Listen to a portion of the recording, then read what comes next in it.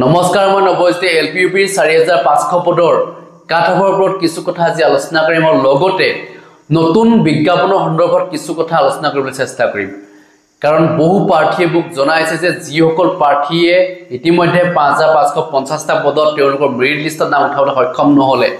সেইসকল প্ৰাৰ্থী কিন্তু এতিয়া হতাশাত ভাগি পৰিছে কাৰণ তেওঁলোকৰ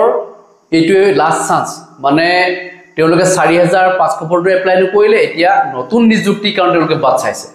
যে নতুন নিযুক্তিৰ বিজ্ঞাপন কেতিয়া প্ৰকাশ কৰিব মুখ্যমন্ত্ৰী হিমন্ত বিশ্ব শৰ্মা ডাঙৰীয়ে কৈছে যে আমি 3 লাখ নিযুক্তি দিম বুলি কৈছে 3 লাখ এতিয়া 1 লাখ সম্পূৰ্ণ হৈ গল আৰু 2 লাখ নিযুক্তি দিব 2 লাখ নিযুক্তিত আমি জনাই আছো যে শিক্ষা বিভাগৰে থাকক প্ৰায় 15000 মান পদৰ এলপিইউপি বাকি জিটিপিজিটি যিমান বিলাক পদ খালি হৈছে তাৰো বিজ্ঞাপন প্ৰকাশ কৰক মই এইটো কোৱা নাই যে এলপিইউপিয়ে প্ৰকাশ কৰক জিটিপিজিটিও প্ৰকাশ কৰক কাৰণ বহু পাৰ্টিয়ে বিএড কৰি তেওঁলোক বহি থাকিব নালাগে তেওঁলোকও চাকৰি পাব লাগে কাৰণ প্ৰত্যেকৰ কাৰণে মই যেটো লাগি আছো কেৱল এলপিইউপি কাৰণে লাগি থকা নাই জিটিপিজিটিত যিসকল প্ৰাৰ্থীয়ে এবাৰ নিযুক্তি লাভ কৰিছে তেওঁলোকৰ কাৰণে এটা ভাল খবৰ আৰু লগতে যিসকল প্ৰাৰ্থীয়ে এবাৰ ৰৈ গল তেওঁলোকৰ বহুখিনি সমস্যা আছিল কাৰোবাৰ বিএড ডিগ্ৰী কমপ্লিট হোৱা নাছিল কাৰোবাৰ আকৌ ডকুমেন্টৰ গণ্ডগোল আছিল কোনোবা আকৌ প্ৰাৰ্থী উত্তীৰ্ণ হ'ব নোৱাৰিলে অলপ নম্বৰ কাৰণে বঞ্চিত হ'ল সেইসকল প্ৰাৰ্থী পুনৰ টেট কাপ ইকুইপমেন্ট পৰীক্ষাত বহিব বিচাৰে যিসকল নেকি বিএড ডিগ্ৰী কৰিছে কোনোবাই এমএড কৰিছে তেওঁলোকে টেট কাপ ইকুইপমেন্ট এক্সামত বহিব বিচাৰে টেট কাপ ইকুইপমেন্ট এক্সাম কেতিয়া হ'ব সেই সম্পৰ্ক বহুতে জানিব বিচাৰে যে টেট কাপ ইকুইপমেন্ট এক্সাম আপোনালোকে জানেই যে এবাৰ হৈ গল আকৌ 2027 চনত হোৱাৰ সম্ভাৱনা আছে 26ত নহলো কিন্তু 27ত 100% হ'ব গতিকে যিসকলে বিএড ডিগ্ৰী কমপ্লিট কৰিছে তেওঁলোকৰ কাৰণে ভাল খবৰ আৰু যিসকলে বিএড কৰি আছে তেওঁলোকে এই সুবৰ্ণ সুযোগটো লাভ কৰিব আপোনালোকে যিসকলে কৰা নাই আকৌ আপোনালোকে এতিয়া গম পাই যে যিসকলে নেকি মাষ্টাৰ ডিগ্ৰী কমপ্লিট কৰিলে তেওঁলোকে যদি বিএড কৰিব বিচাৰে তেতিয়াহ'লে তেওঁলোকে 1 ইয়াৰ বিএড কোৰ্স কৰিব পাৰিব আৰু যিসকলে ডিগ্ৰী পাছ কৰিছে এতিয়া ডিগ্ৰী পাছ কৰিব তেওঁলোকৰ যেটো ডিগ্ৰী আগতে 3 বছৰীয়া ডিগ্ৰী কোৰ্স আছিল এতিয়া 4 বছৰীয়া কৰিলে 4 বছৰীয়া ডিগ্ৰী কোৰ্স কৰাৰ পিছত তেওঁ মাষ্টাৰ ডিগ্ৰী কৰিব নালাগে তেওঁ বিএড কৰিব পাৰিব ইন্টিগ্ৰেটেড বিএড কৰিব পাৰিব গতিকে সেইসকল প্ৰাৰ্থী এটা সুবৰ্ণ সুযোগ লাভ কৰিব 2027 চনত পতাৰ সম্ভাৱনাটো আছে 2026 চনত পাতিব নাপাতিব এতিয়া 100% কনফাৰ্ম কৰিব নোৱাৰে কিন্তু 2026ত এডভাৰটাইজমেন্ট প্ৰকাশ কৰিব জিটিপিজিটি যথেষ্ট পদ খালি হৈছে 26তে এডভাৰটাইজমেন্ট প্ৰকাশ কৰিব আৰু লগতে মই জনাব বিচাৰিছো যে যিসকল প্ৰাৰ্থী এলপিইউপিৰ 4500টো তেওঁলোকে মেৰিট লিষ্টত নাম অন্তৰ্ভুক্ত কৰিবলৈ সক্ষম নহব তেওঁলোকে ইতিমধ্যে মোক জনাই আছে তেওঁলোকৰ বহুতৰে ইতিমধ্যে একেবাৰে বয়স নাই তেওঁলোকে আনকি 4500 পদতে এপ্লাই নকৰিলে যিসকল প্ৰাৰ্থী এনআইএছত কৰি আছিল যিসকল প্ৰাৰ্থী এনআইএছত ডিল কৰিছে তেওঁলোকে ভাবিলে যে মই যেটো 5550টা পদত সোমাব নোৱাৰিলো গতিকে 4500 পদত মই এপ্লাই নকৰো কাৰণ আমাক বিএড নিদিয়ে ঠিক নাই এনেকে তেওঁ ইতিমধ্যে এপ্লাই নকৰে বহু প্ৰাৰ্থী আছে গতিকে সেইসকল প্ৰাৰ্থীও এতিয়া মুখ্যমন্ত্ৰী হিমন্ত বিশ্ব শৰ্মা ডাঙৰীয়ে যেতিয়া ক'লে যে আমাৰ লগত সহযোগ কৰক বুলি যেতিয়া ক'লে তেওঁলোকে এতিয়া এই যি নতুন এডভাৰটাইজমেন্ট প্ৰকাশ কৰিব তাত তেওঁলোকে আবেদন কৰিব বিচাৰে গতিকে নতুন বিজ্ঞাপন কেতিয়া প্ৰকাশ কৰিব নতুন বিজ্ঞাপনৰ কাৰণে যেটো সকলোৱে বাচ্চাই আছে তেওঁ কেতিয়া প্ৰকাশ কৰিব আৰু কিমান পদৰ বিজ্ঞাপন প্ৰকাশ কৰিব আমি সেই সম্পৰ্কে যেটো আমি কৈ আছো যে নতুন বিজ্ঞাপন প্ৰকাশ কৰিলে মিনিমাম 15000 পদৰ বিজ্ঞাপন প্ৰকাশ কৰক কাৰণ প্ৰাৰ্থীসকলে প্ৰত্যেকে চাকৰি পাব লাগিব আমি হেতু দাবী কৰি আছে বহুখিনি অসমতে উত্তীৰ্ণ প্ৰাৰ্থী আছে বহুখিনি সিটে উত্তীৰ্ণ প্ৰাৰ্থী আছে তেওঁলোকে প্ৰত্যেকৰে কৈ আছে যে তেওঁলোকে চাকৰি এটা পাব লাগে এবাৰ মই এইটো নকওঁ যে কেৱল মাত্ৰ অসমতে উত্তীৰ্ণ প্ৰাৰ্থীসকলে চাকৰি পাওক আছে বহুতে মোক জনাইছে যে অসমতে উত্তীৰ্ণ প্ৰাৰ্থীসকলে অগ্ৰাধিকাৰ দিব লাগে এই কথাটো ক'লে নহব যে অসমতে উত্তীৰ্ণ হ'ব নোৱাৰা প্ৰাৰ্থীসকলে আকৌ সিটে দি উত্তীৰ্ণ হ'ল এনেকুৱা বহু প্ৰাৰ্থী আছে কাৰোবাৰ অসমতে নম্বৰ বেছি আছে কাৰোবাৰ সিটেত নম্বৰ বেছি আছে তেওঁ অসমতে দি তেওঁ চাকৰিটো নাপায় তেওঁ সিটেত দিলেহে তেওঁ চাকৰিটো পাব গতিকে সেইসকল প্ৰাৰ্থীকেইটা যদি সিটেত দি তেওঁলোকে আবেদন কৰে তেওঁলোকে চাকৰি পাব গতিকে একাংশ ক'ব বিচাৰে যে অসমতেটো দিয়ে এপ্লাই কৰিব সুবিধা দিব লাগে সেটো প্ৰত্যেকৰে নিজা নিজা দাবী থাকিব কাৰণ তেওঁলোকে অসমতে উত্তীৰ্ণ হৈছে কোনোবা সিটে উত্তীৰ্ণ হৈছে কোনোবাই দুইটাই উত্তীৰ্ণ হৈছে গতিকে দুইটাই উত্তীৰ্ণ হোৱা সকলে কেতিয়াও এই কথা নকয় কাৰণ তেওঁলোকে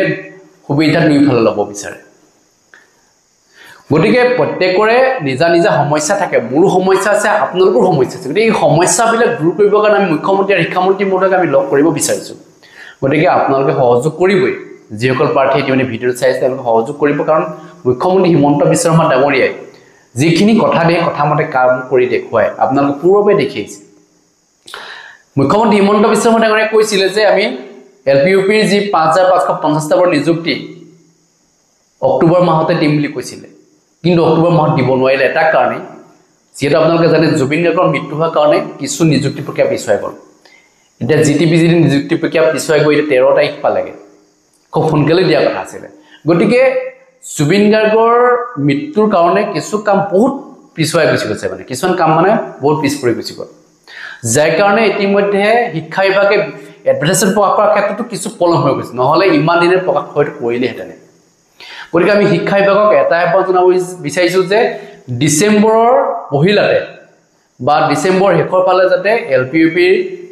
পদৰ যাতে বিজ্ঞাপন প্ৰকাশ কৰে আৰু লগতে যিখিনি আছে বিজ্ঞাপন প্ৰকাশ কৰে এডিআই হওক অসম পুলিচৰ হওক এইখিনি বিজ্ঞাপন প্ৰকাশ কৰক কাৰণ প্ৰত্যেকজন পাৰ্টিয়ে এটাত নহয় এটাত তেওঁলোকে চাকৰিটো কৰিব বিচাৰে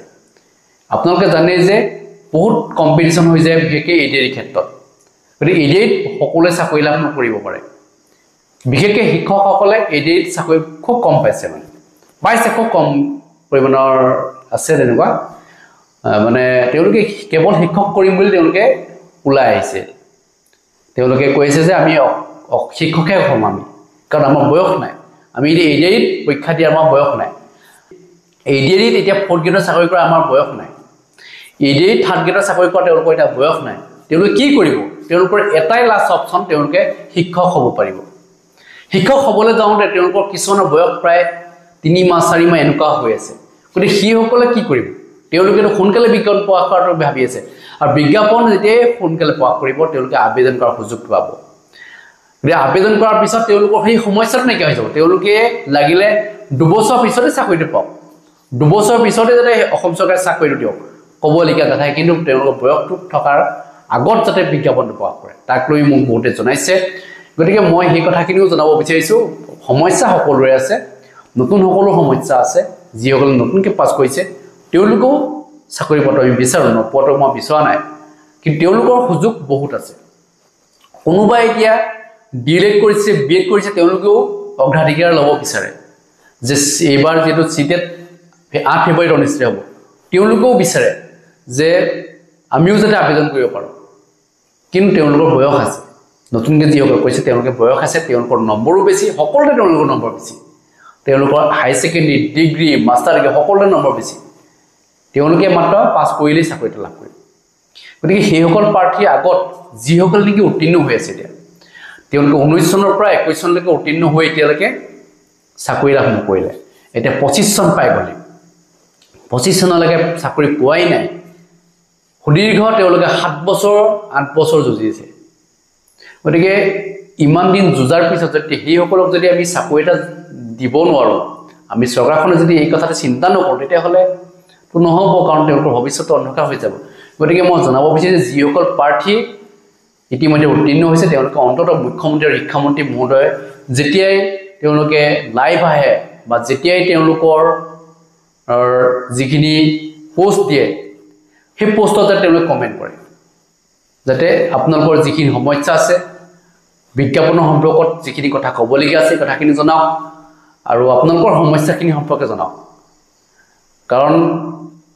এইটোৱে লাষ্ট চান্স আপোনালোকে জানে যে মুখ্যমন্ত্ৰী হিমন্ত বিশ্ব শৰ্মা ডাঙৰীয়া 26ত মুখ্যমন্ত্ৰী হ'বলৈ গৈছে কিন্তু 26ত মুখ্যমন্ত্ৰী হ'বলৈ যাওঁতে তেখেতেও যেনেধৰণে কম্পিটিশ্যন নামিছে আপোনালোকেও নামিব লাগিব আপোনালোকে এটা চাকৰি পোৱাৰ কম্পিটিশ্যন নামক আৰু মুখ্যমন্ত্ৰী হিমন্ত বিশ্ব শৰ্মা ডাঙৰীয়া মুখ্যমন্ত্ৰী হোৱাৰ কম্পিটিশ্যন নামক আৰু তাৰ কাৰণে তেওঁ কৰিব লাগিব কাম মুখ্যমন্ত্ৰী হিমন্ত বিশ্ব শৰ্মা ডাঙৰীয়া কৰিব লাগিব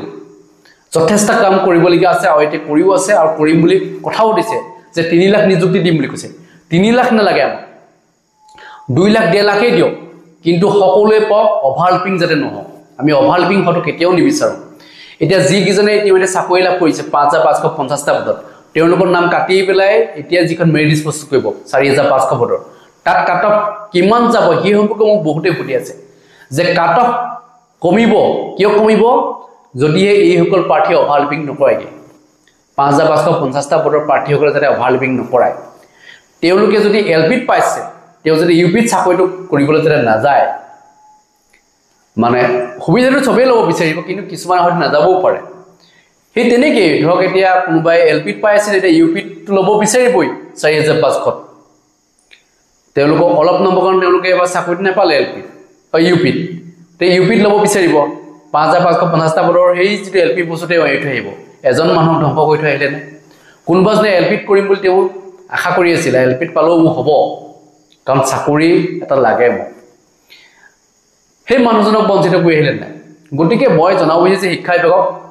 কোনোবাই যদি এলপিটো পাইছে 5550টা পদত তেতিয়া তেওঁলোকক দিব নালাগে 4500 পদত আবেদন কৰা তেওঁলোকে পিছত লওক তেওঁলোকে অন্তত 5 বছৰ চাকৰিটো কৰক তেওঁলোকৰ আৰু সুযোগ আছে এতিয়া সৰু সৰু কিছুমান ল'ৰা-ছোৱালীয়ে পায় চাকৰি তেওঁলোকে এলপিতে পাইছে কিন্তু তেওঁলোকে ইউপিত যাব বিচাৰিব পাৰে মানে তেওঁলোকে অন্তত ধৈৰ্য ধৰক অলপ এবছৰ দুবছৰ ৰৈ দিয়ক কাৰণ প্ৰতি বছৰে যদি এডভাৰটাইজমেণ্ট প্ৰকাশ কৰিয়ে থাকে এলপিউপি তাতে আবেদন কৰিব তেওঁলোকে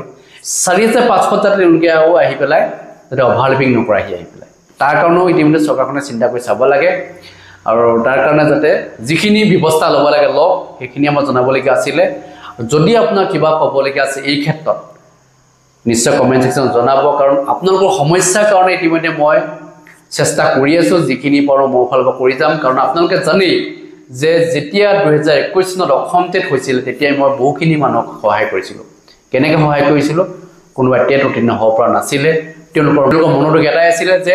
কিয় মই টেট উত্তীৰ্ণ নহ'ল যেটো মই